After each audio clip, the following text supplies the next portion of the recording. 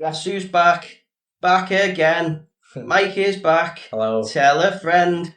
Hello and welcome to welcome to the John's Jam Sessions podcast with me, your host John, and Mike is back here, back again, once again. How are you doing, Mike? Yeah, good, thanks. Yeah, that intro will make a lot more sense as we get into the podcast. Yeah, that's a little thing I like to call foreshadowing Yeah. for what's about to come. It's very hot today. It's horrible weather. I was out working at 5 a.m. in the morning. Ooh. But it's done now, and I can podcast, do what I actually like to do in my life.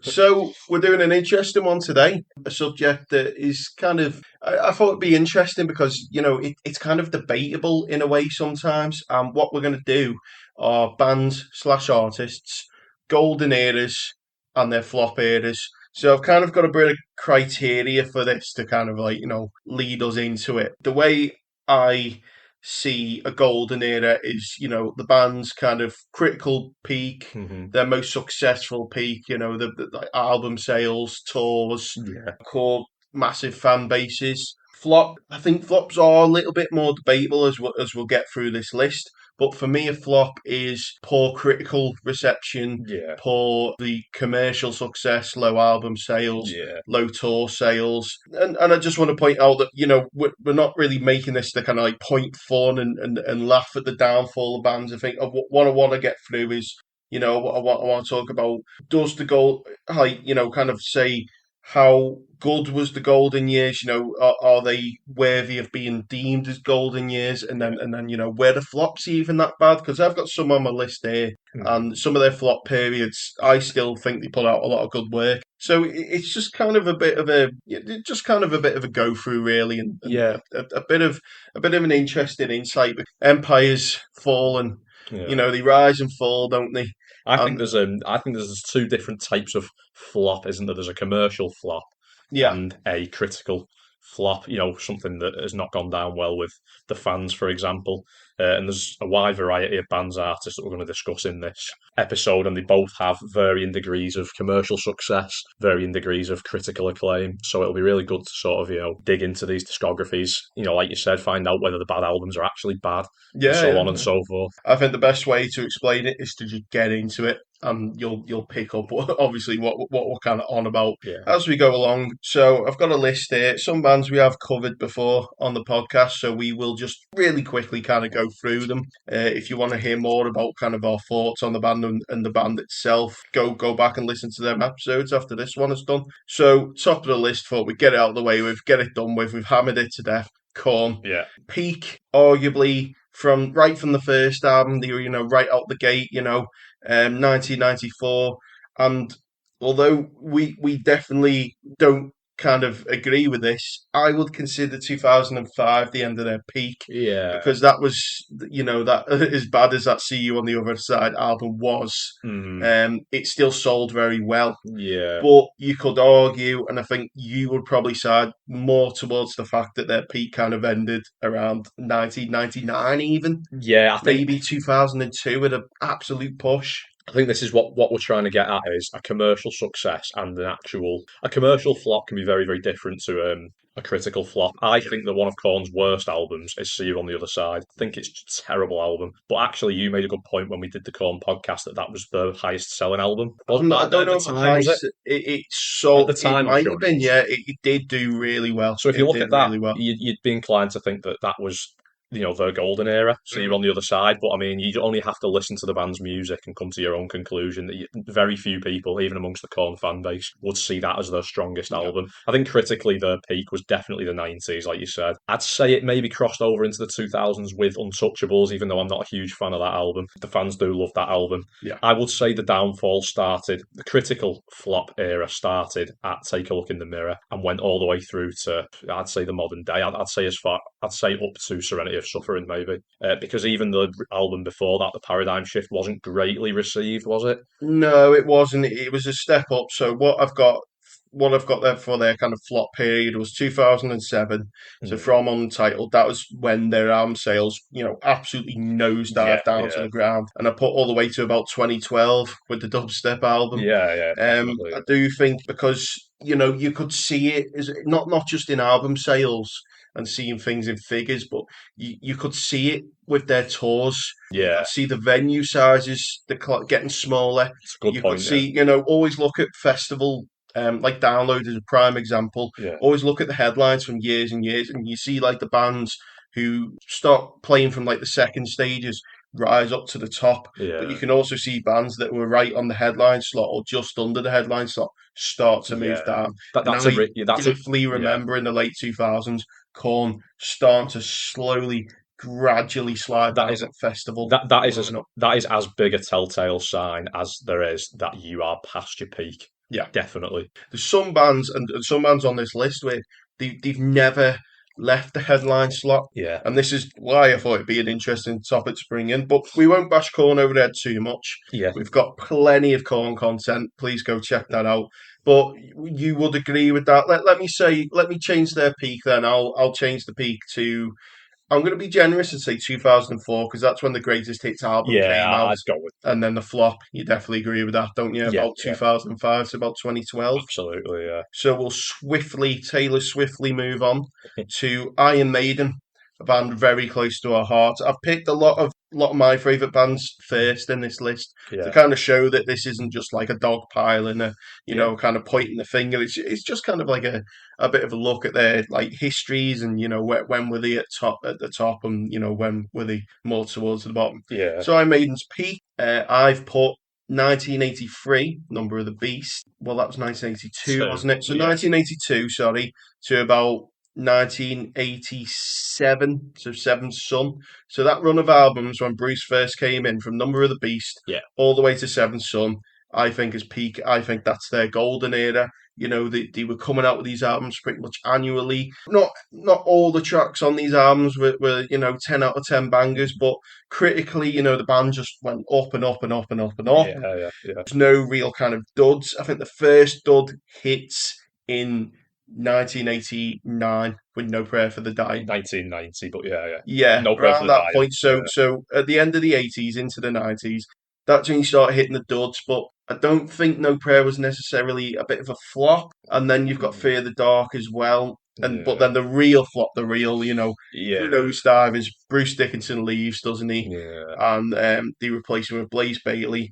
And then them two albums God, from 95 to about 98 yeah. are just dreadful. Yeah. Absolutely awful, aren't they? First of all, I totally agree with the golden years period that you mentioned. I think the first two albums are good starting points for the band on the self-titled and Killers. But like you said, when Bruce joins and Number of the Beast comes out, that takes the band to a completely different level altogether commercially, and those albums are looked back on, fondly, critically as well. Every single album from that period up to Seventh Son, and including Seventh Son, the classic staples of heavy metal. I think people are too quick to... The Blaze albums are not good, let me just say that, No, right?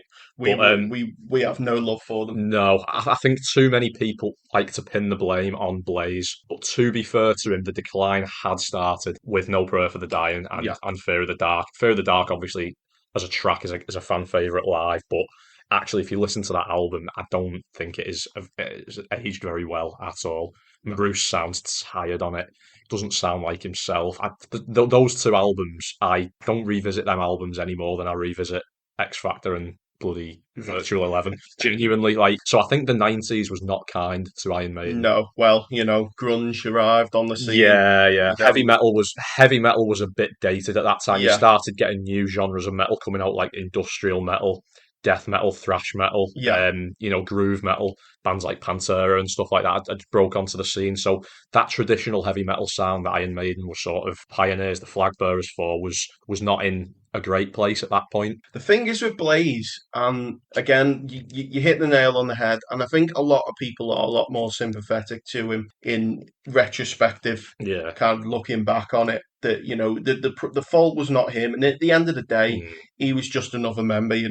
Steve Harris is the mastermind behind the band.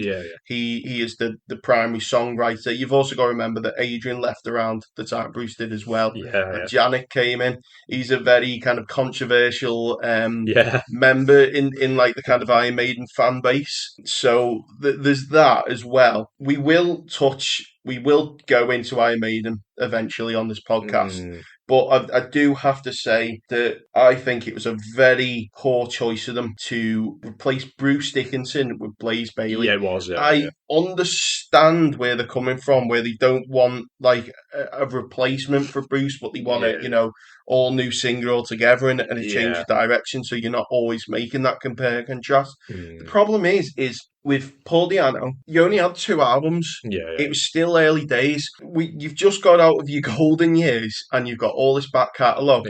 When you start, at that point, if you want to change the band up that much, you may as well just change the band completely. Yeah, exactly. You've got a back catalogue, and I think where it really started to show was tours and gigs, because obviously Blaze can't, really replicate the the Bruce Dickinson era of music. So I think that really made them struggle. And I've just got to be honest, and these albums do have the defenders. They do have the defenders out there, but X Factor is a just dog shit album. It is awful in every sense of the name. The production, the mix, the songwriting. It's a very tired sounding album, isn't it? It's just dreadful. It is just dreadful. No Prayer for the... And this is why I was a little bit funny with like adding it right from around 1990, because No Prayer isn't bad. There's a few songs that you can pull off that album. Fear the Dark, of course, the title track, Fear the Dark, is the band's staple.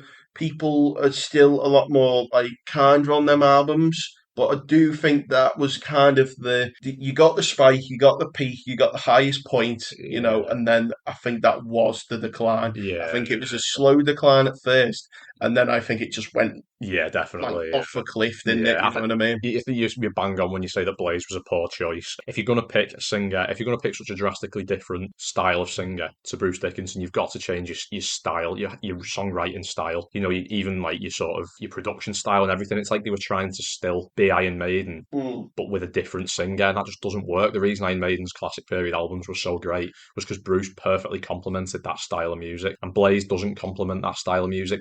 I think that's why those albums were as bad as they were, because the clash was just... Blaze would sound all right in let's say like a hard rock band, in the style of like a Pearl Jam or something like that. I think he might sound all right in that setting, but with Iron Maiden it did not work. Let me put it this way, and this may sound cruel, but Blaze has got a voice that I would never pursue. So whatever band he was in before, whatever band he was in after, I've got no interest in chasing that up.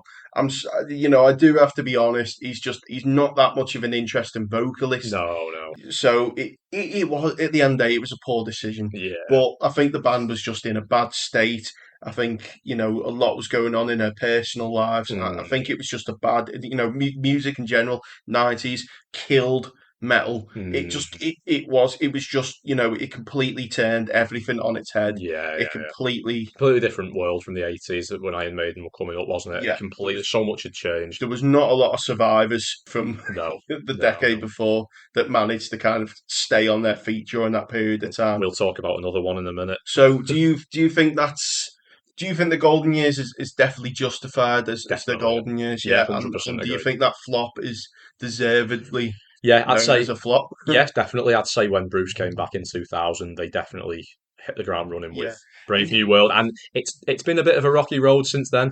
I'm not going to lie and say that's something I wanted to talk about. Actually, is the Posts flop? Did they survive the flop? I think they did, but I think Korn did. Going back to Korn, Iron Maiden survived the flop. Yeah, you'd say I'd say yeah too. To an extent, they never really got back what they lost a bit in the 90s. And I think it was a fairly kind of short-lived run of albums, of genuinely quite good albums. I get a bit of flack for this, but I think their last 2 records are pretty bad, to be honest. Well, I think the last album was poor. I didn't even finish it on first listen. I will be kind of the Book of Souls, as you know. I think it's got some highlights on there. I think it's got some of the best post-90s tracks on it. It has. It's insane. Don't say that. No, it has. No, it hasn't. Speed of Light is a great song. It's got some bad songs. It's not a perfect album. I've never ever said it was a perfect album. Empire of the Clouds, no. That's one of the ones I like. It is. I like the opening track. You don't like Empire of the Clouds. You've said this many times to me that you think I do. It's pathetic. It's not, but no, come on. 18 minutes long. If Eternity should fail, that's and Empire of the Clouds, everything in between it. can go in the fucking bin. No, that's This is an ongoing like meme between us, and Yeah. it like I've always had this like overly Yeah. enthusiastic hatred for the Book of But Souls. it is quite funny, like, to try and convince you, even knowing that you won't budge. No, Although I've got to say that Dance of Death, not a good album. It's got Passchendaele on it, but it's not yeah, a good that's what I album. mean. It was a bit of Brave New World was in my ideas. That is the best kind of. I call it the modern era, even though we're getting 20 years now. Yeah, That's definitely the best modern era Maiden album. I'd agree And with then kind of dance. The problem with Iron Maiden and the latest stuff is what would happen is they'd write the songs and then they'd have overspill. that. Yeah. So the songs they'd leave on the studio floor, Mm, they'd pick back up again and put on the next album.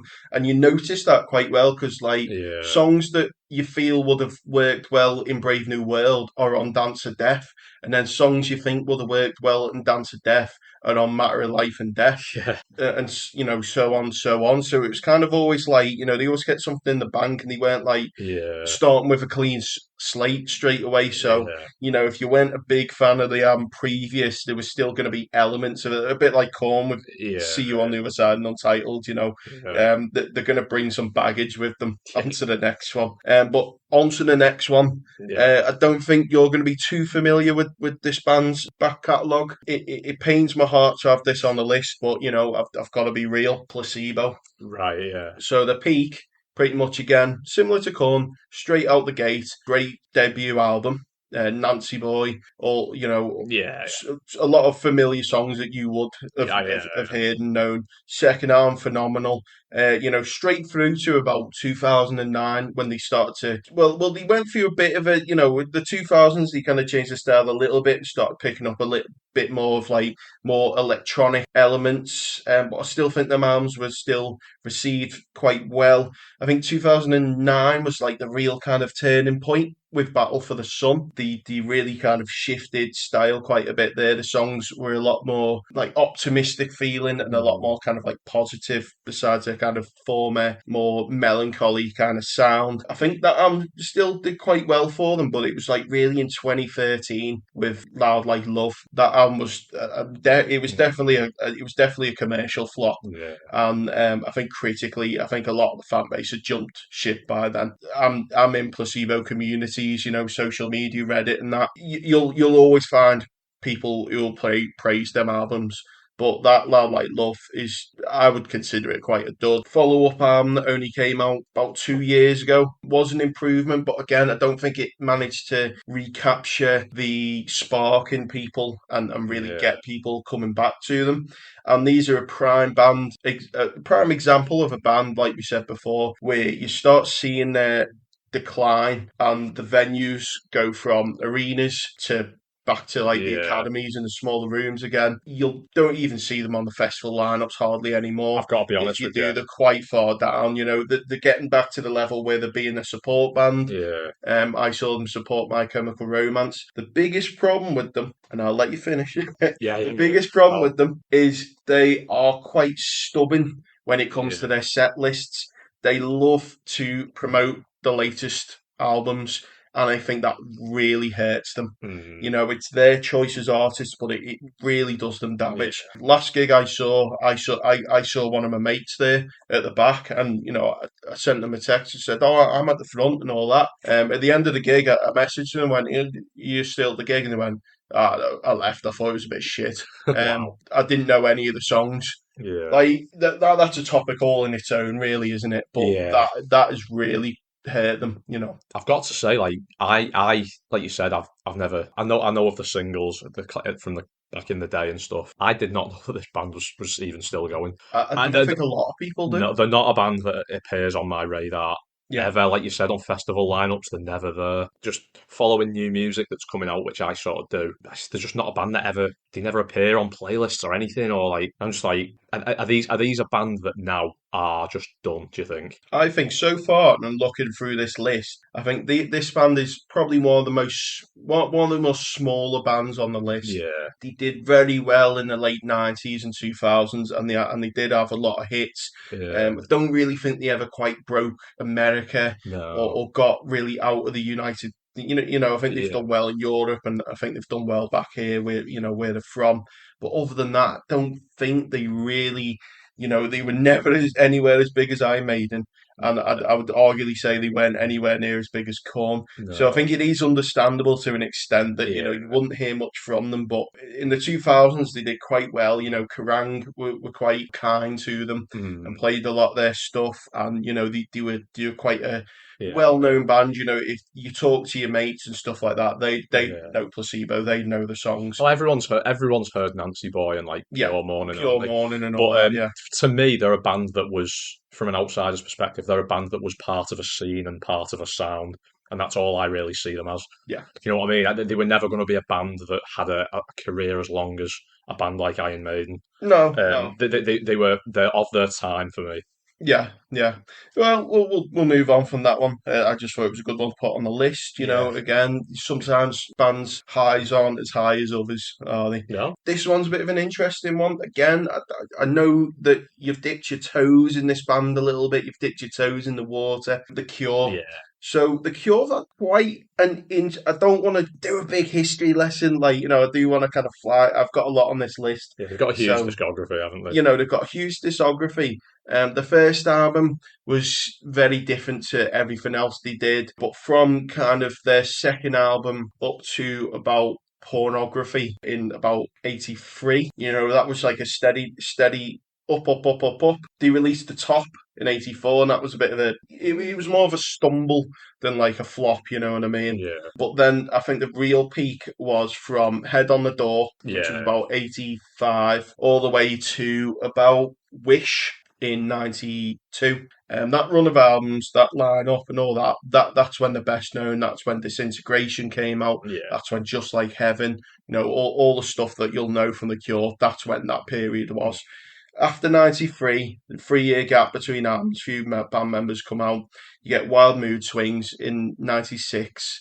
I think that was their first kind of, I don't think that sold well. Don't think the tour even did very well.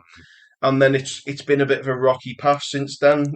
So you got Bloodflowers in 2000, which again was better than the previous one, but it didn't get them back on track. Yeah. And then you had 2004. That is a really bad album. I think that produced by Ross Robinson. Yeah, I should mention that. Yeah. And then 2008, the last album. We've not had anything since. Again, that was an improvement. So it's not been like a constant decline. It's been like up, down, up, down, up, down. And again, this is where I kind of like argue with the concept of flop, because although the albums and their output wasn't good, this band was still headlining festivals and they were still touring the world. And we'll get there's definitely bands further down on this list that do that. Whereas, although their albums are flopping and their albums are duds and not hitting well, the fan base kind of don't really care, because their golden year, their peak period is still kind of elevating them up. I think with The Cure, they're a little bit different to like a band like Placebo and Korn, where you see them dip down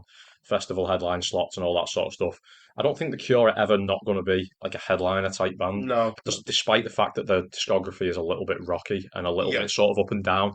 To me, they've never really, really fell off in terms of like selling tours and selling tickets and festival headline slots and stuff like that. So yeah, with regards to a flop period, I think you're referring more to studio albums and critical reception of studio albums, aren't you? But yeah, like I said, I haven't listened to all of their discography. I have listened to the highlights of their discography. Definitely, there's no reason for me to dip my toes into the albums that aren't highlights, because if the fans aren't really digging them, then I'm not really going to. So. What kind of happened with them for me is that they became a very cherry pick band after Wish, whereas every album will have at least at worst at least 2 songs that you still want on your rotation, and at best maybe 4 or 5, even 6. But they become a lot more like hit and miss after Wish. It will be quite interesting to hear, like, an outsider's kind of perspective on them albums. Yeah. Maybe that's an idea for the future. Yeah, that's who knows. But The Cure, I'd definitely say the peak was from the 80s up to the early 90s. Yeah. And most people would agree. Yeah, the flop's debatable, because I do remember, I think in the late 90s, I think the ticket sales did start to, I think they were playing to a few empty emptier venues. But again, by the time they kind of came back around, the legacy and the back catalogue kept them on that pedestal. Right, okay. A bit of a tease for what's coming in the future. Limp Bizkit. Peak 1 year, 1999 to 2000. I think they rode a wave. You know what I mean? There was a wave, and they definitely, did very well on that wave. 2 albums, Significant Other and Chocolate Starfish, I think were the 2 most, not critical successes, definitely commercial successes. Definitely. They blew up fast, didn't they? Yeah. But they also burnt out very quick. Wow, yeah. Going back to bands that are of their time. These are the late 90s, early 2000s.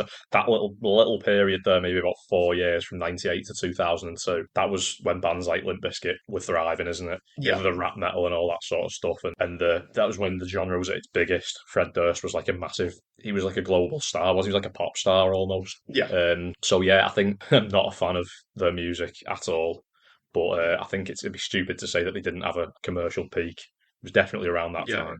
The flop period I've put from 2003 to present. I still think they were in that flop era. They kind of did a stealth release on Spotify 3 years ago now, I think. Released a new album. I remember. And I think it gathered a bit of, I think it gathered a little bit of, the news picked up on it a little bit. The alternative kind of news site picked up on it a little bit. It was a bit spicy for like a day or two. Everyone was like, "Oh, do Limp Bizkit album," I think and then it's just completely forgotten. So, what I do appreciate about Limp Bizkit is they do have a little bit of self-awareness, a bit of tongue-in-cheek about them, because that album was just called "Still Sucks." Yeah, I think they do. It was called Limp Bizkit, Still Sucks. I think they do now, but I think when they initially flopped around 2003, I think the main problem with them was there was no self-awareness. Yeah, that's what's that album called? The 2003 Results May Vary. Results May Vary. That is just classic case of a band like Limp Bizkit that are just foolish and silly. They were trying to mature in quotations. They were trying to mature, and it just came across so bad and forth. Yeah, exactly. So and then there was a large gap between that. There was like an album in between in 2005 at some point, which I've yet to listen to. It was like half an album, wasn't it? Can't wait to listen. Oh yeah, part 1. Never been a hard two to it. That's the 2010 Gold Cobra again. I'm looking forward to Limp Bizkit are coming up. Oh yeah, coming soon. So look forward to that. We'll just leave it there. Next one, Morrissey. Again, a very rocky path, a very rocky career, and I think an interesting one to talk about now, because this is kind of the first one on the list where his kind of flop, his second flop really, was very self-destructive. He did it to himself. Yeah. So I've got his peak. Maybe you can class his Smiths back catalogue in his peak. I would say so. Yeah. All right. So in that case, we're going from about 83, 84, all the way up to about 1994. I'd say he did kind of have an album in between albums that was a bit of a bit crap. Yeah. But that was definitely his peak. When the Smiths split up and he went solo, he did very well for a period of time, and he did very he did very well for a period of time. He had a good little run up of albums, and he was very popular, and he was bigger than he was in the Smiths. And then mid-90s came around, and I don't know what was going on with him, but it just went nosedive straight to the ground. 2 absolutely just rubbish, terrible albums up to about 97. Nothing after that for a while, and then he had a comeback. He had like a comeback period in the 2000s that lasted up to about the back end of the 2000s, and then I've got what I dub as the second flop, which is 2013 to present. The album again started to go downhill considerably, and then around the mid to late 2010s, he started getting a bit weird. I think what initially kicked it off was he did like a live performance on the BBC, and he decided to wear some pin badges or something like that. Right. And these pin badges were like slogans and logos for far right. Like National Front or something like that. It wasn't National. He did do a song about the National Front in the 90s, but it was a bit more tongue-in-cheek. But it was like borderline British First level far right badges.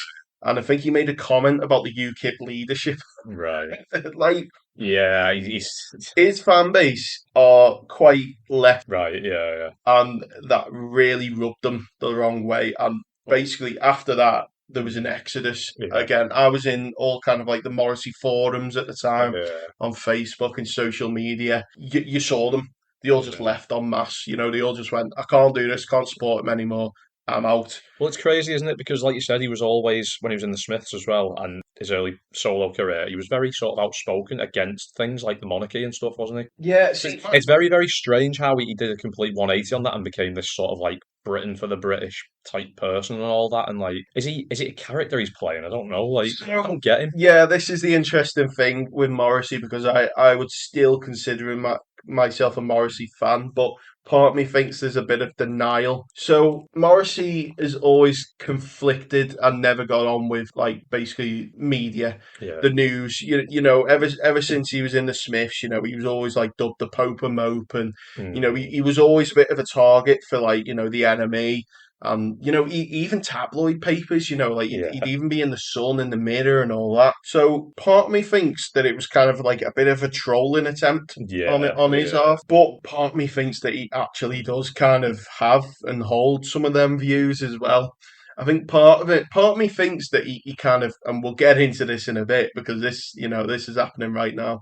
Part of me thinks that he wanted to cancel himself, Yeah. Yeah. but what he didn't really quite understand was that he wouldn't really get the support off his fan base and off his label because Mm. he currently, at this moment in time, he's currently unsigned and he has 2 albums that he can't release. God. And no one will touch him. And it's not just because of his views, like it's his behaviour as well. Yeah. He's done plenty of things in the past to alienate a lot of people. He's very bad for cancelling gigs, very bad for it. Yeah. He's also, he's just very unpredictable, Mm. and he likes to kind of spit his dummy out the pram a bit. Again, I am a Morrissey fan, but it like I do have to, Yeah. I do have to look at it and go like, what are you doing, man? Yeah. You don't have to be that like controversial. I You can know. just kind of keep your thoughts to yourself. Just focus on the music. You don't have to do what you've done, and No. you can't really complain too much about the state you're in at the moment No. because it was self-inflicted. Like you could have just not have done what Yeah, you've yeah. done. I think it's a shame, isn't it? Because Morrissey's made some great music over the years. I even like some of his solo stuff, and I'm a massive Smiths fan as well. But I think it's sad now because you know that this is the end for him, and he's like you said, he's done it to himself, and Yeah, there's there's never no coming back from this. there's never going to be a Smiths reunion, is there? Let's be completely No, honest with no. you. You The, bet if you want to go and sing and dance to some Smiths songs, you need to go and see a tribute band there because was there's a not going to be a window. reunion. Yeah, there was a window. There was a window in the 2000s that I think would have been the Yeah, prime time, around mid to late 2000s. That would have been the prime time for a Smiths reunion. yeah, But he really has. He really did pull the self destruct button. He really did pull the trigger yeah. on He did. himself. Yeah, yeah. It's very hard to come back from that. And like Very hard. we've discussed that people like Johnny Marr and whoever, they're not going to. It's not a good look for them to be involved with Morrissey from now on. Yeah. And like you said, there's no real repairing because Morrissey's very very stubborn, Yeah, and he's oh never yeah. Well, and that's the reason why they never reformed, really, because exactly. of the court case they had. Yeah, I think Mike Joyce, the yeah, drummer, sued him, and yeah, he's never got over that. Andy Rourke, unfortunately, is no longer with yeah. us Of anymore either. course, So I would definitely say he didn't. He survived his first flop, bounced back on his feet on the first flop. There's no coming back from this now, I'm no, afraid. yeah, He still has a hardcore fan base, and he will always manage to tour and do all right for himself. But mm, he could have been up there with the gods. You know what I yeah, mean? He yeah, could have been up there with like the David Bowies and the yeah, the Bob Dylans of the world. He could yeah, have been up there with them. He could have been on Mount Olympus with the yeah, with the other mm, highly loved figures. yeah. But he did it himself. What can you say? I know it's a shame. Right, okay, this next one. Here we go. Metallica. Oh yes, been looking forward to dipping into this one because this is a very very clear and sudden decline for me. This wasn't like a gradual thing. Like Yeah. it's Again, interesting one though, isn't it? Because yeah, they still sell out to just absolutely massive crowds. oh yeah, yeah, yeah, Which, to be honest, baffles me. I don't think they've ever been. Baffles me. I don't think they've ever had a commercial flop, like you said. They've always ridden on the coattails of that classic period, and they've always fans that have stuck by them throughout the bad times have always held on to them classic albums. As in, like, one day they'll go back to this, Yeah. one day they'll go back to Master of Puppets, one day they'll go back to Ride the Lightning, and it's like it's now been a longer period of time that Metallica have been. We often say that they've released more albums than they've released good, don't we? Yeah. And I think that's it's arguable if you want to say that the last two albums were good. I think that they were okay. I don't think they were anywhere near as bad as the bad albums of the 90s, but I think it's definitely very evenly matched. The classic period, I would say, 1983. Don't know whether you'd agree. 1983, Ride the Lightning, That's pretty much what I've got. Yeah. Up to 1991. I'd include the Black Album. That's what I've got. Yeah. I think that run up of albums, from the second album, Master of Puppets, Justice for All, right up to the Black album is all. I'm not a Metallica fan. I've just got to state that out there. But I have to admit when you have to look at something and go, that's when they were on top form. Yeah. The image, the sound, the output, the music, everything. You know what I mean? And then you get into the 90s, they go into their kind of weird, kind of experimentally load and reload, which I think you can kind of cherry pick things out of there that, I think Fuel is still a very liked song amongst the fan base. The memory remains. I remember there was a period of time where I did like Metallica a bit before it soured on them. And I do remember liking a few songs off them two albums. I think when the shit really hit the fan was definitely 2003 with Saint Anger, which again, getting into the whole concept of what is a flop, can you consider things a flop? Saint Anger sold well.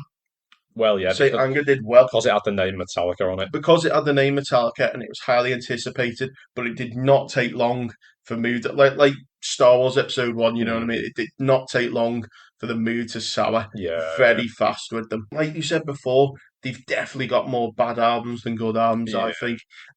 You look at some bands where, I think there's always space for a few duds, isn't there? There's always space for a couple of bad albums.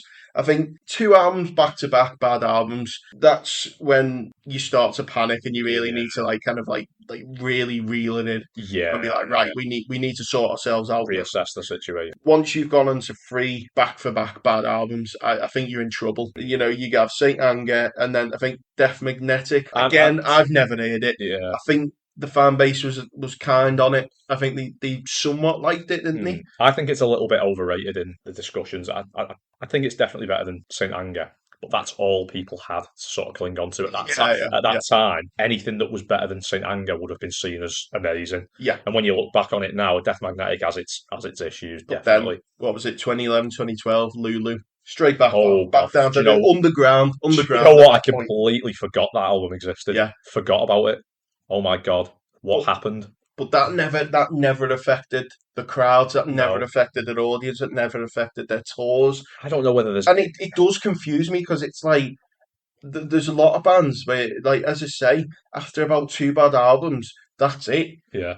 Exodus of the fan base, they're broken and they can't get back on their feet. I think Metallica, that peak period has just kept it similar to like what I said with The Cure, and in a way like Iron Maiden, they survive off the legacy. Definitely. The legacy is strong enough to carry them. Yeah.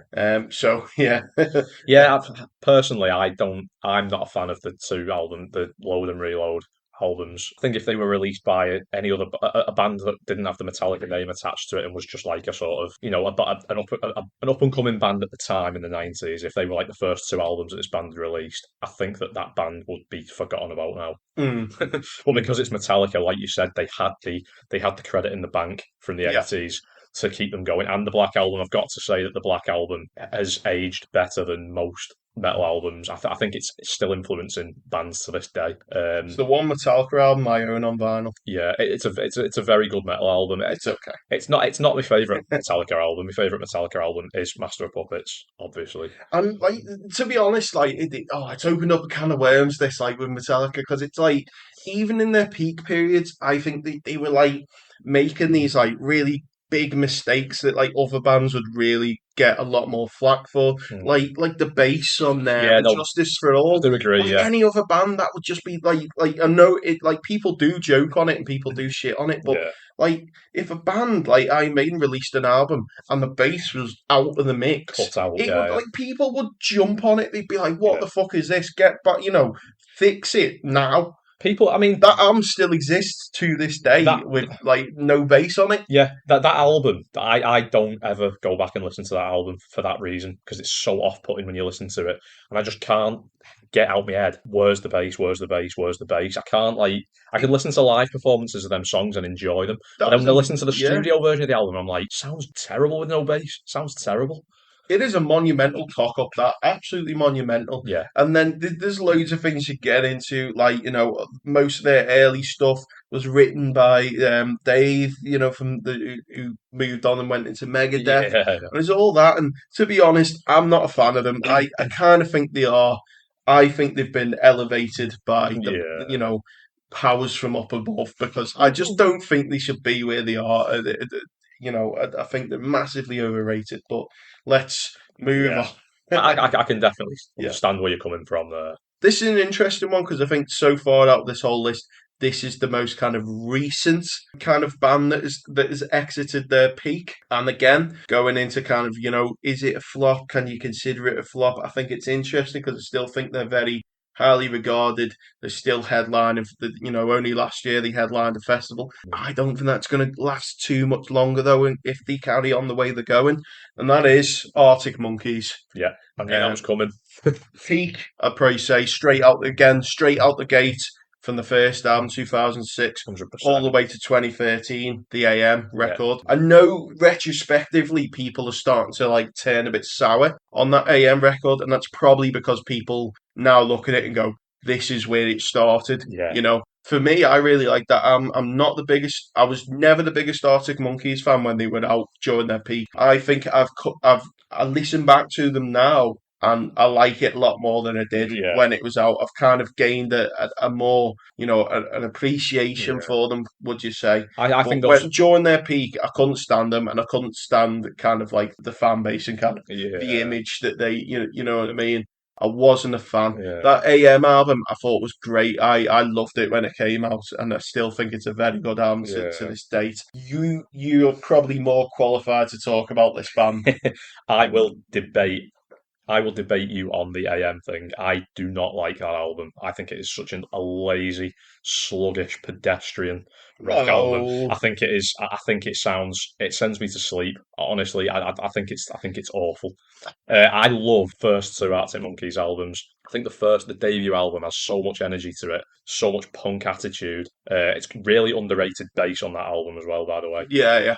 And then Favourite Worst Nightmare, its follow-up, was a very good album as well. I don't think it's as good as the first one. I think the downfall started with Humbug, to be honest with you. It's not a bad album.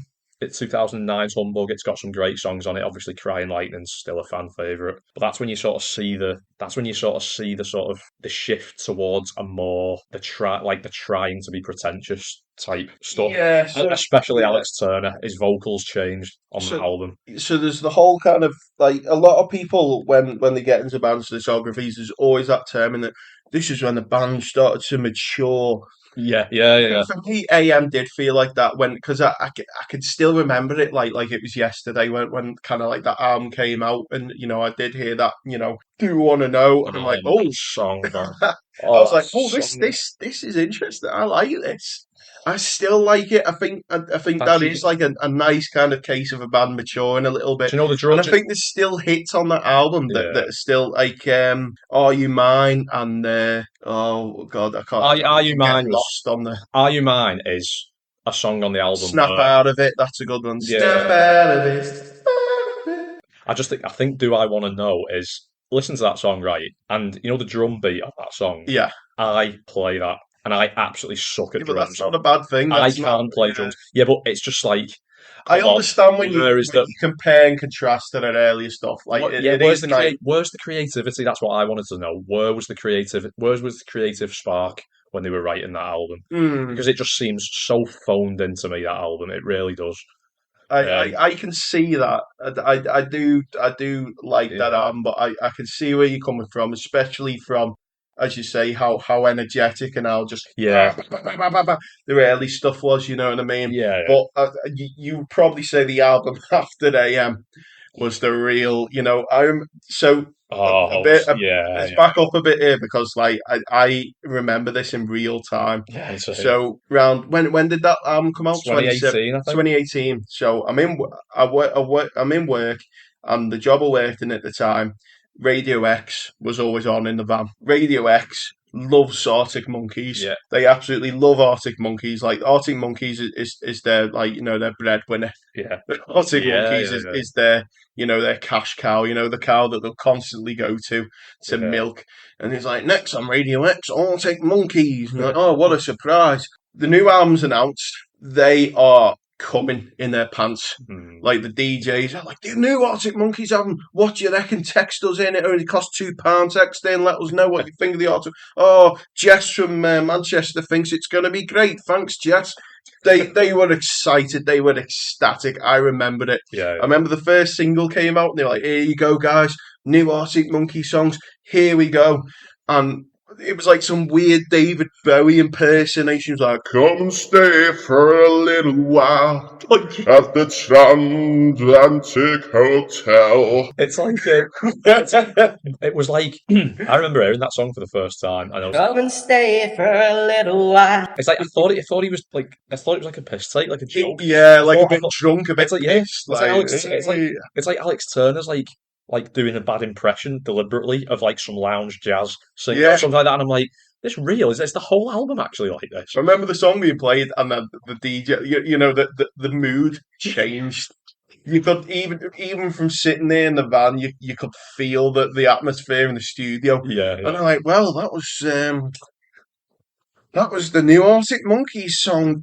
Maybe it'll be one of them songs that you listen to it a few times and you really when they say that. Grows up. Yeah, that's always like that panic sign. mode. That isn't it? It's a grower. It's a grower. It's a grower. And when I hear that, I'm like, oh god, what am I going to listen to? I remember that whole album cycle. I remember, the album came out and the memes on Facebook at the time were like, oh, the dark fruit cider fans are fuming now, like the Strongbow dark fruit cider. It was like, oh, this is really broke their heart. But I also remember the attempted counter argument that people would throw up. Oh, do you want him to still be writing songs about going out on a bender when he's 35? And I'm like, no, there's an in between. There's an in between to belligerent 17-year-old singing about getting drunk and 38-year-old man crooning over a jazz instrumental about hotels and whatever else.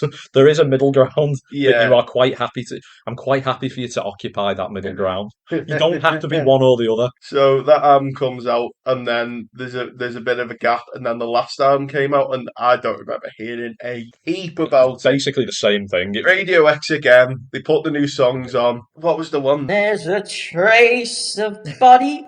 Don't even think I know. On your legs and on your arms. Honestly, like I remember, like this is TikTok era now, and people release they do their rankings of the albums, and then you're hearing these 10-second snippets of each song, and each one's like, I walked my dog yesterday, and it chased after the cat. I can't wait. You know what? I can't wait for the edit. I can't wait for the edits. Oh yeah, I'll try and put some effects over that. Oh. I was like, this is bad. So I think the fans now are at a point where they're basically, even the hardcore fans are starting to turn their backs a little I feel bit. bad for them. I do as much as I like a bit of a, I like to shit on things sometimes, and I do like to have a point and laugh. Yeah. I do feel bad for people. Well, it feels like Alex Turner's doing it deliberately now. It feels like he's doing it to wind them up. Because I feel I'm guessing he's the head honcho. I'm guessing he's the one in charge. I kind of feel bad that these amazing players, who can play these these great bass riffs and the drummer who can drum like a fucking maniac. Yeah. They're basically my cat was very sick. Like you said, they're basically been forced to take a back seat so that Alex Turner can position himself as like a soul. If you want to do that, go solo. If you want to do that, do it as a side project. Absolutely. Don't bring it it's like, again, not even on this list, but like I'm just going to throw it out there. Paramore, like that new album just seems like a Hayley Williams vanity project. It's like a solo stuff didn't take off, so I'll attach the band name to it. David Gilmour did the same thing with Pink Floyd. Axl Rose did the same thing with Guns N' Roses. It is, unfortunately, something where instead of like, I won't sell as many albums if I go solo, or don't have this under the brand umbrella, so I'll put it under the brand umbrella. I'll use the band's name to sort of like, because it's like he is now a solo artist to me. It feels like you're going to watch the Alex Turner show. Yeah, he's sat in the spotlight on stage on his piano, and he's trying to be a bit like Elton John, but he's also trying to be a bit like Bowie, like you said. And it's like, we've come here to see the Arctic Monkeys. We've not come here to see you, crooning. His ego is out of control. Well, now you mentioned that again, TikTok again. When they were touring, when they headlined Reading and Leeds, a lot of stuff would show up on my feed, and like people are like, they play the old songs, but they play them at half speed. Yeah. A deliberate. So they've taken that away from you as well. Basically, a deliberate wind-up attempt to me. That because the fans, the audience are trying to sing back the words, and then he's deliberately like changing the paces, and he's like, and singing it out of time. Such a scummy man. Yeah, like singing it out of time deliberately, so that it is a bit. Used to get it in your fishnets. Like, I genuinely can't help but think that he is just winding the fans up at this point, which is bad, like you said. Like, if I was a paying customer, I'd be like, you can fuck off. There's a few bands that are like that. I think there's a few bands that kind of grow bitter towards their fan base, and then deliberately like kind of go out the way to kind of, you know what I mean? Like again with kind of Placebo, there's a stubbornness where it's like, no, we're not going to play Pure Morning for you. Listen to our new album. It's like, well, I don't really like the new one. Tough, you should have liked it because it's better than, you know what I mean? It's like, no, like we said this in the live gigs episode, didn't we? Yeah, absolutely. Your fans pay your wage at the end of the day. There's got to be a bit of respect. It's a reward, isn't it? Right, okay. That was an interesting one. Get ready for another interesting one. A very current one that's going on right this moment. You've been getting a bit of flack on the old TikTok. The stands have been coming after you. Eminem. Wow. Eminem. Do you want to take it away with Eminem? Right, where do I start with this? Right. Where do you bloody start with this? We have got a problem with stan culture in music, and ironically enough, the word stan referring to like a super fan, that coined from the Eminem track. That was coined from an Eminem track, Stan, wasn't it? You've probably all heard Stan, so we won't go into details about what it's about. It's about basically a manically obsessed fan, isn't it, who drives himself to bloody suicide over his Eminem obsession. So that stan word is used now to describe super fans who basically cannot take one single smidgen of criticism about anything that an artist releases. Now, Taylor Swift is the one that people use as she's really had quite a toxic fan base, to be fair. Toxic is the word. Well, my experience recently with Eminem fans on TikTok has been no better than anyone's had with Swifties. They are nutcases. They are incapable of acknowledging when everything is just basically like, you don't like this Eminem album, you just don't understand it. You just don't understand bars. You don't understand wordplay. And I'm like, just take a breath. 1 minute. Right, Iron Maiden are one of my favourite bands. We just had a 20-minute discussion, or whatever it was, about some of Iron Maiden's worst albums. Yeah, I'm more than happy to say when an Iron Maiden album is not very good. Why on earth are Eminem fans incapable of saying that's not very good? Even when you look objectively at something like a bar off this album is... Look who's talking, dog. Like Brian from Family Guy. That's a bar that Eminem has written. He's taken a piece of paper, he has written that down. How is anyone going to come and tell me that I don't understand what that means, and that I just don't get it, and that Eminem's just too smart for me, too clever for me? I could go on all day about Eminem fans, but let's try and divert it back to the topic of... Yeah, so what would you say his peak is? Because I find this interesting. I've got a lot to say about this new album as well. His peak for me... What was his peak? His peak for me is his first 3 albums. So it's the Slim Shady LP. Slim Shady, Marshall Mathers, and Eminem Show. First 2 albums, very, very good. Eminem Show is a good album, which has some misfires on it. Because back in the day, that was deemed as like the best one, wasn't Well, it it? had Without Me on it, so it was Yeah. that was when he was at his That commercial. blew him up, didn't it? Yeah, Yeah. that blew him up. That was when he was at his commercial peak, definitely. 'Cause Yeah. on the Marshall Mathers LP, you had like the real Slim Shady, which is Yeah. when he just started. Then you get Encore that's messy. I'd definitely say it's messy. That I album's did have a bit of an Eminem kick when I was younger, and I did go through his discography. I think there was a few things off there. Encore, I found Encore to be like borderline, just like a comedy well, album. that's it. Like almost. that was when he was in his worst state, Yeah. personally, regards to like his drug addiction and Yeah, stuff. yeah. That album stinks. It's horrible. It isn't. I think that is when the decline started. Yeah. 2004. Some of the songs on that album, puke. Have you ever listened to that song? I have, but I can't Oh, remember it. God, it is terrible. Can't remember it. Acts Like That. What a dreadful song. That Oh, I like that one. That's funny. No. Getting grind in the morning. It's an objectively poor song. I'm just going through it now. I don't remember the Big Weenie. What on earth? Oh, I remember that one. Yeah. It was like, And then obviously Just Lose It, which had the Michael Jackson in the video losing his nose, which was funny enough.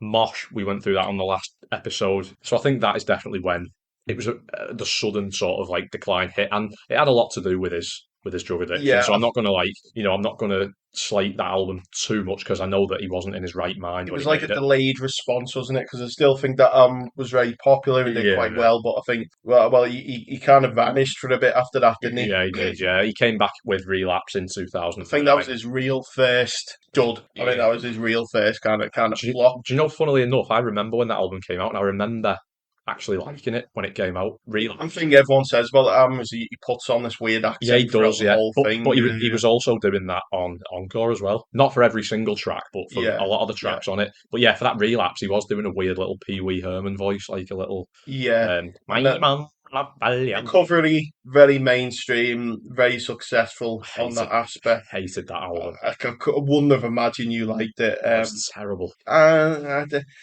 going to get into it soon once we get through the history. Yeah. But then I think after that, would you say I think the Marshall Mathers LP2 was good. I quite liked it. He did make a bit of a bounce back with that album. To be fair, that's when I would say I was an Eminem fan when that album came out. Yeah. I quite liked it. Then again, he likes taking these long breaks, doesn't he? So he takes a break. He comes back with Revival. He does his little Trump song, doesn't he? Yeah. And we hate him because he's orange. That's an awful hot coffee pot. Should I drop it on Trump? Probably not. And he goes, and we love the military, but we hate Trump. So that was his. So yeah, that was his. Released the arm with the American flag and him doing the face palm, and that was like his Twitter lefty edgelord phase. Yeah, he's doing tracks with Ed Sheeran. To me, that was when it was like, I've got no interest in picking this up. Washed out, no interest. He tried to bounce back a bit from that, didn't he? With an album straight afterwards, like Kamikaze. It was like barely that. any better. Never listened to it. Barely any better. Music to be murdered by. Rubbish. Never listen. Yeah. Never listened to it. His last 4 albums to me have been awful. Yeah. So this new album comes out, and that song comes out, that Houdini. Ugh. And I'm like, what is... God, where do I bloody begin with this new album? We've got to talk about this new album. We've got to. Okay. So I listened to this new album. The curiosity got me. Yeah. And he's doing this. So this Houdini comes out, and he's like, "Oh, Slim Shady's back." And I've never understood this. I've never like for me, I always thought Marshall Mathers is who he is. That's like his birth, his birth name. Yeah. That's who he is. Eminem is the artist. Yeah. When you say put some Eminem on, that's his discography is under Eminem. Yeah. Slim Shady, I thought, was always just like his other kind of like rap name, but it's like some alter ego. Where he's a bit more nasally and he talks like this. Yeah. And that's when he's being a bit cheeky and a bit naughty and a bit silly. And I'm a bit like, oh, for fuck's sake, you know what I mean? Like, He's just obsessed with digging up the past, though. So he releases this album called The Death of Slim Shady, and the whole thing is like, it's the album that will get him cancelled in bracket marks, and it is kind of it is attack on cancel culture. So listen to the album, and the whole concept is Slim Shady's come back with a vengeance, and he's attacking Eminem. So they're two separate people now, are they? So it's this battle between Eminem and Slim Shady, and he's like rapping with himself. He's like, like tackling himself and stuff like that. And he's like, "You're the baddie, Slim Shady. I don't get Brady. I'm pretty angry and I don't care." And then the Slim Shady's like, I don't like gay people. I don't like these people. I don't like that people. I'm gonna get cancelled. I don't like Christopher Reeves for some reason. Christopher Reeves, who died in 2000, died 20 years ago. Actor who fell off a horse. Why is he getting targeted? Why have you devote one song which was actually an encore a cut from encore? Yeah. So it's not even a new fucking song. It's got fucking Luigi's Mansion ass beat, like they're just so bad. There's so many bad songs, and he just keeps bringing up the same things over and over again because he wants to be cancelled, but he doesn't want to be cancelled. That's Slim Shady. So it's like Pink Floyd's The Wall in a way, isn't it? Where the character of Pink ends up becoming like a Nazi, doesn't he? And he ends up, like trying to raise up a fascist revolution, which in a way is an autobiographical ish kind of fictional take on Roger Waters' life. But with Pink Floyd, that's clever and smart, and there's genius writing, and you understand the fucking story. And this album, it's just nonsense. It's Brian Griffin, the dog from Family Guy, Caitlyn Jenner, who was, a topic of discussion in 2015. Yeah. And the Kardashians, when was the last time the Kardashians were really relevant?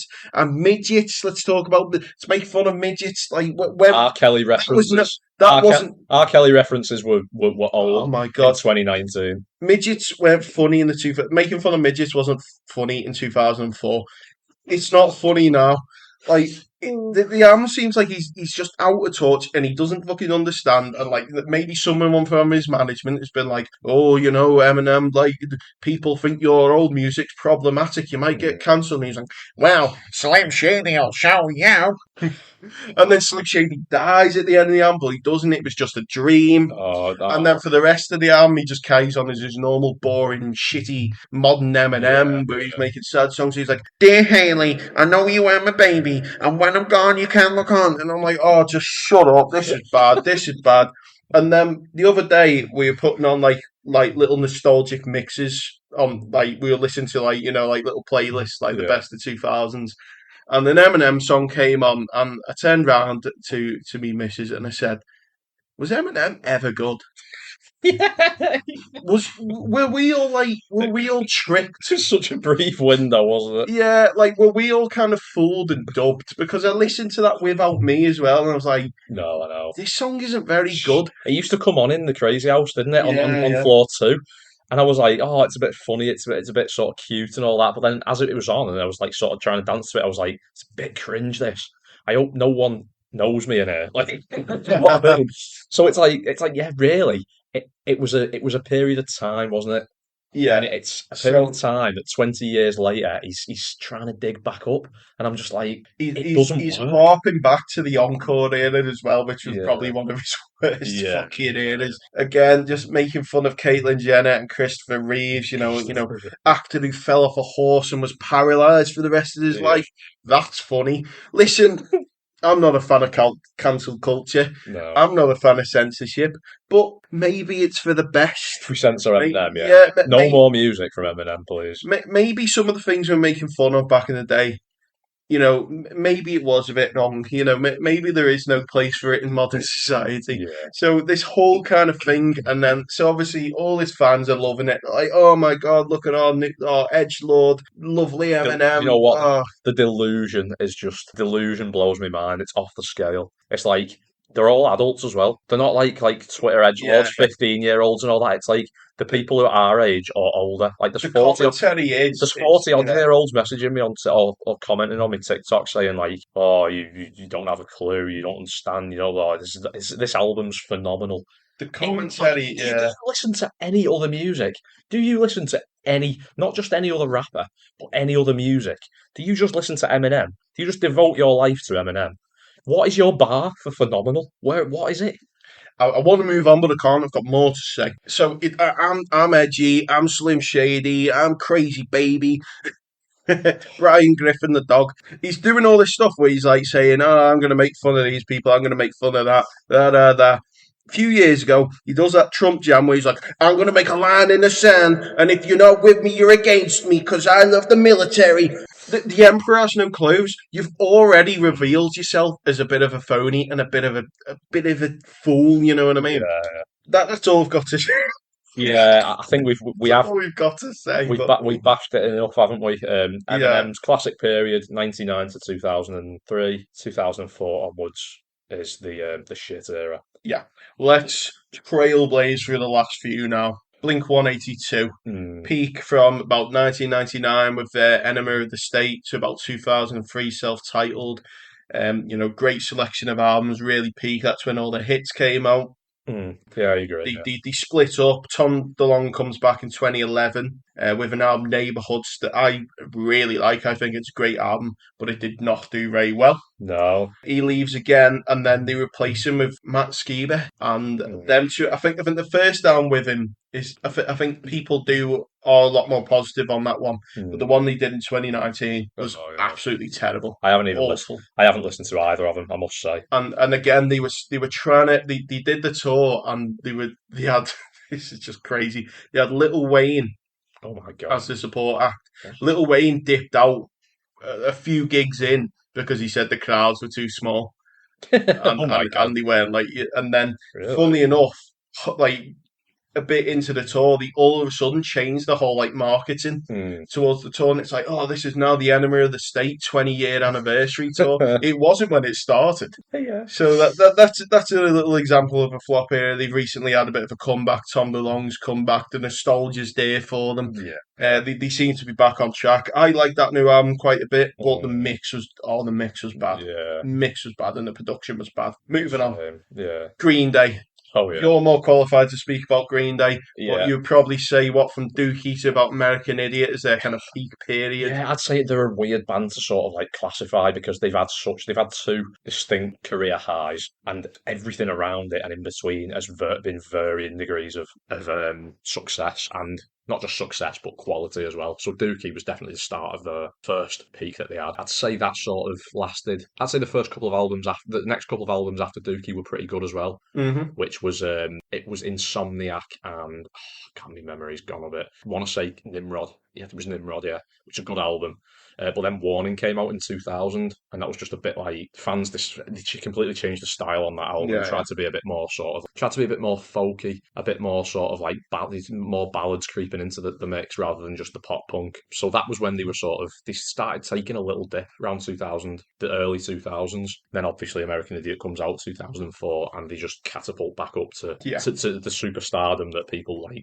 Yeah, because I've put that kind of 2004, and then the flop period is pretty much anything after American Idiot. Yeah, basically, never really managed to live up, and I think I think it just got worse and worse, didn't it? Again, I've never actually listened to any of these albums, but I remember them around the time they come out. I remember that one that came out in 2009, 21 Guns, and it's 21st Century Breakdown, soft and ballady, and it was trying to be American Idiot again, and it just failed. It was nowhere near the level. And then, like you said, since then they've pretty much just released garbage since then. Yeah, I've not listened to the most recent album, so I can't really say. But I've heard mixed things on it. I've heard some people say it's a comeback. I've heard some people say it's just equally as weak as everything else. I know. I remember that. I think the one that everyone was shitting on, and was this is absolute lowest of the lowest. The one before definitely the father of all. The father of all motherfuckers. Is something stupid like awful album. Again, I'm not super qualified to talk about them, but you kind of you see things as they go on, don't you? Doesn't sound stay in the loop. Doesn't sound anything like Green Day. It sounds like, do you remember Jet? Yeah. Remember Jet who did that? Are you gonna be my girl? Yeah. That was one of the biggest complaints on that. It basically sounds his vocal style. Basically sounds like that. Yeah. Last three now. Lady Gaga. We were big fans of Lady Gaga. When she hit the scene, she hit the scene hard. You have to say. At first we were haters, massive. and then we got turned around onto her, didn't we? Yeah. Probably by your sister, because she was massive on her one. As far as pop music goes, it definitely had. It was something. It was something that stood apart from what was coming out at the time. Like the Black Eyed Peas and rubbish like that. 2008 to 2010 was definitely a highest peaks. The Fame came out, and then there was like the Fame, this weird thing they were doing at the time where they were like these albums that kind of had expansion packs onto them that weren't considered new albums, but were basically new albums. Fame, like the Monster. I always consider Fame and Monster two different albums. Yeah, so But people always like, no, it's not two different albums. Fame Monster was like an EP, wasn't it? Yeah, it was still about 6, 7, maybe even 8 songs though. So I don't know. That was a little trend that was going on back then. That was more like the iTunes age. That was when physical media was really starting to die out. Yeah. Until kind of like the vinyl revival, and then the second album, Born This Way. That's when I started kind of getting turned off for a little bit. I was like, this isn't really quite hitting what the first album and its DLC was hitting. She started trying to sort of emulate her sort of her heroes. She started indulging in a bit too much of that. Like, she was a massive Madonna fan, wasn't she? Yeah, and I think she tried to turn a bit into like the modern day Madonna on that album rather than just her own unique style. She got very like preachy as well around that time. I remember, and I think she's really started kind of like getting the ego was getting to her. Yeah. Flop period around 2014, pretty much to the present. I think she's still pretty big. She's still got a massive fan base. She's been in films and all that. But the albums, they don't really gain much excitement. I remember that Art Pop coming out. I think that was like a track of R. Kelly, which slaps, by the way. I know, it's terrible because R. Kelly's on it. No, and it's been taken off the albums now. Oh. But that was the best song on the album. Oh, God. Classic. Typical. But R. Kelly was controversial back then. Yeah. He was cancelled like Slim Shady back then. So, you know what I mean? Yeah. Black Sabbath, right out the gate, 1970s, all the way through to the 80s. Ozzy Osbourne, great albums, great band, revolutionary, like pretty much, some people argue that they are, the inventors of metal. They are to me, they're the first proper heavy metal band. Yeah. Definitely. Ozzy's kicked out the band in the back end of the 70s.